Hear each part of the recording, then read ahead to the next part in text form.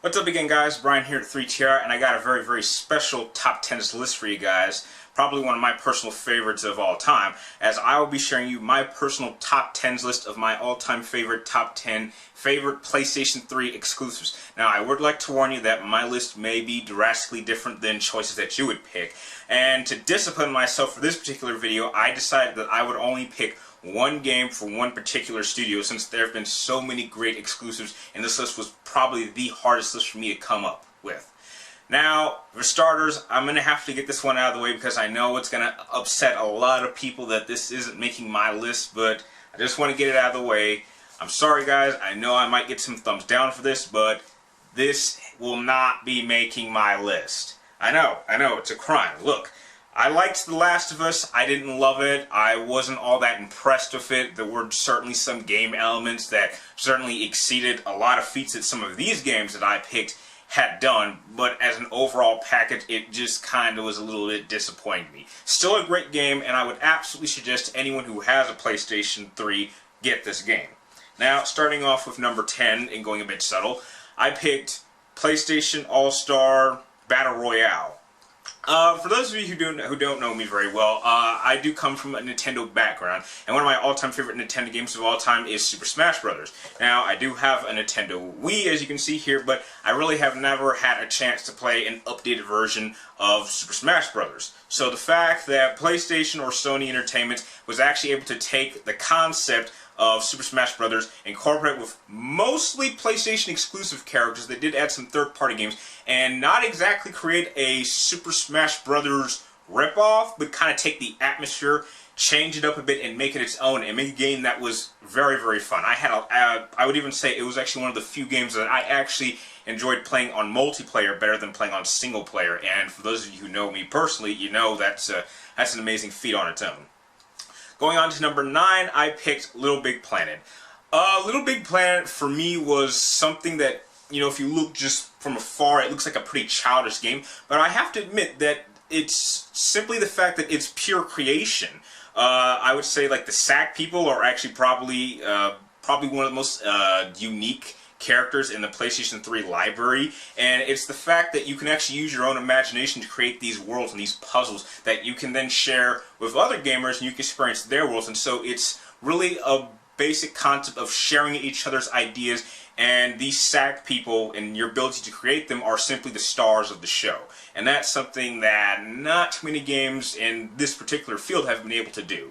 Going on to number 8, I picked Ratchet & Clank Future: A Crank in Time.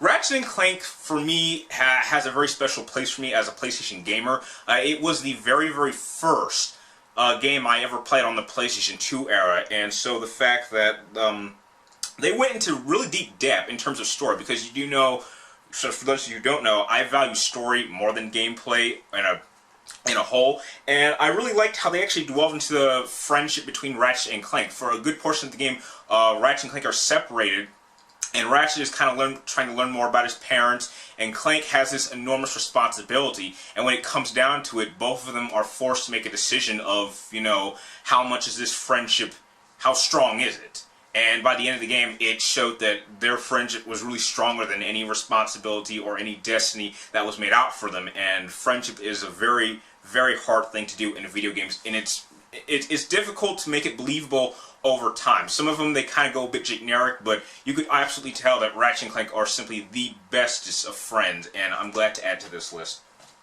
Number 7 on my list is Killzone II from Guerrilla Studios. I absolutely love the Killzone franchise. I love the entire mythology. I think Scalafasari would really fall into probably, if I did a top 10 favorite, like, not main bosses, but like overall villains in the video game world, he would certainly be pretty high on that list. I do like the themes that Killzone does project, and I absolutely love the gameplay. It's not quite as fast-paced or as, like, automatic as games like Call of Duty or Battlefield feel, and there's definitely much more of a ruggedness to make it feel more realistic, and the characters really did start to come out their own by 2 at least. You definitely got to see much more of the conflict. You really got to see Helgen, which was pretty cool. And Rico is clearly the standout performance of all these games, and it's just a real shame that we may not see him in Killzone Shadowfall. But I'm absolutely pumped up to be exploring this world. It will be my first video game that I purchased for the PlayStation 4, with Shadowfall coming out next month. So just to see a continuation of, hopefully, the Killzone lore is an exciting experience, and 2 was really where it all started for me. Now, number 6, I had to cheat a little bit because this one is a bit difficult because I am currently playing both these games extensively so I can get an overall viewpoint, but unfortunately I'm still not quite there yet. And the 2 games that I picked for number 6 is a dead-ass tie between Beyond Two Souls and Heavy Rain. I honestly cannot pick which one is better because they both have strengths and weaknesses that the other ones don't have. There are certain things in Heavy Rain that I think did exceptionally a lot better than Beyond Two Souls did, but the fact that Beyond Two Souls actually had much more of a gameplay element, it makes it even better in Heavy Rain. And so I'm really just trying to figure it out. And both these games are highly unique because they definitely put story and character development really ahead of gameplay. I think David Cage, I hope I said his name right, I think he made a statement about a week ago where he said that no one person really should be able to define what a video game is. And I absolutely agree with that because there are many interpretations of games that really fall outside the basic mentality of what people project as a video game, and these games really stand apart on their own, and they're probably the 2 most unique games I have on my list, so that's why both these games fall into my number 6. Number 5 on my list is probably one of my all-time favorite games that I've played in the past 10 years, and for me, I gave it one of my personal Game of the Year nominations, which I'll get to probably later on in the year, and that is Ni no Kuni. Oh my god, I love this game. Now, for those of you who know, you know how I feel about Final Fantasy 13. That game practically killed my love of RPGs. I have not played a good RPG, or in this case, a great RPG, since Final Fantasy X. This brought my love for RPGs back. It did everything right. The story was amazing. I loved the whole look of the world. I loved the creature designs. I loved the battle system. I loved everything about this game, and I even like to transition between it kind of like an animated style movie to game. I thought it moved smoothly, and it's unlike anything I've seen in any RPG or any game that I've played in a very long time. So I have to thank Level 5 Studios for really bringing back what makes RPGs great for me, and now I'm really open to play any RPGs for the time, except for the next Final Fantasy 13 game, which, you know, I'm just tired of talking about that game. But definitely try out Ni no Kuni. Absolutely rent it. I would even suggest you own it if you are a fan of RPGs because you will not regret it. Going on to number 4, I decided to pick one of my all-time favorite sandbox games, Infamous 2. Infamous 1 was the type of game for me that had a very high basis on different forms of gameplay style, along with a morale system of picking whether or not to be a bad guy or a good guy, and really showing how your decisions will impact certain events that will happen throughout the game. And the twist for 1, really, in my opinion, was probably one of the all-time greatest twists I've ever seen in a video game ever. So, going into 2, I was more excited, and I'm happy to say it topped 1 in almost every single way. The combat was improved, the look of the worlds was improved, the story was improved, and I even enjoyed the ending, despite the fact that we're not really sure what really happens and if this is going to play a part into Infamous Second Son. In fact, I love this game so much that I was actually inspired to build my own personal amp, which I will be taking to a convention probably sometime next year. Maybe some of you guys can guess. But it was an absolutely amazing, just groundbreaking game that I played. Cannot wait to get my hands on Second Son. The guys at Sucker Punch really know how to make an open world game fun and actually make it fun to travel around and do all these really amazing adventures and side quests and even small little missions to help the community. And that is why it's number 4 on my list. Going on to number 3 is probably something you guys can probably see coming, and that is God of War 3. There is no question that I would say Kratos is probably the closest thing the PlayStation has to an overall face of PlayStation. We all know that Mario is the face of Nintendo and Master Chief is the face of Microsoft, but I would say Kratos is probably the closest thing we've had, simply because we've always had such a vast diverse of exclusive characters, which all are unique. But Kratos certainly stands out. The overall visual design was astonishing. The boss fights are clearly some of the best boss fights I've ever seen. The camera work was excellent, although not quite too strong with the story, which I will admit has never quite been the strong point of these God of War games. But despite that, this was still a great game to play. An absolutely must own. If you don't already own this game, I don't know what your problem is, because it's God of War. Who doesn't want to, I don't know, rip Hermes' head off? Or was it Hermes or Apollo? I think it was... No. Hermes, you ripped off his legs, and then I think you broke his neck or something. I don't know. You killed Hermes in a pretty badass way. Going on to number 2, we have Uncharted 2. Sorry, I know one of my friends is a bit shocked about this, but Uncharted 3 didn't work for me. Uncharted 2, unquestionably, is the best of all the Uncharted games. It really was the game that really defied how you could use innovative cinematic storytelling in order to make a compelling adventure action game. And I do remember it did. I'm pretty sure this won Game of the Year that year. Am I right? I'm pretty sure I'm right.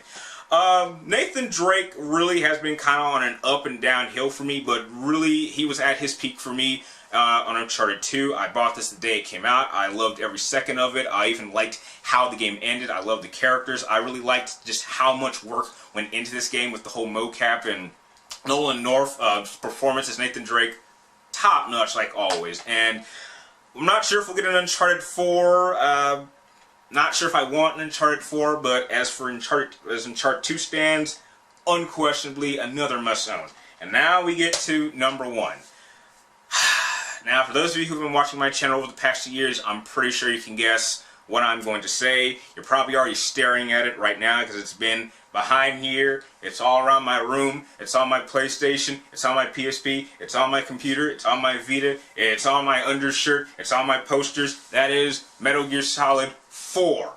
Now, the funny thing about Metal Gear Solid 4 was that this very copy, this box, was the first PlayStation 3 game I ever bought, and I bought the day it came out, and I didn't even have a PlayStation 3 at the time. I didn't get my first PlayStation 3 till September 2nd, 2008 on my 18th birthday. And so I held on to this game for over 2 months, and the anticipation was off the charts. Just staring at the box, it would just drive me crazy. I did so many just precautions not to spoil myself, not to go on YouTube, not to talk to friends about it. And when I finally got my hands on my PlayStation 3, I popped the sucker in. I didn't stop playing this game for 2 days straight, and when it was over, I said these exact words. I said that no matter what game would come out for this system, none of them would impress me as much as Metal Gear Solid 4. And that has stayed true for about almost 5 years now.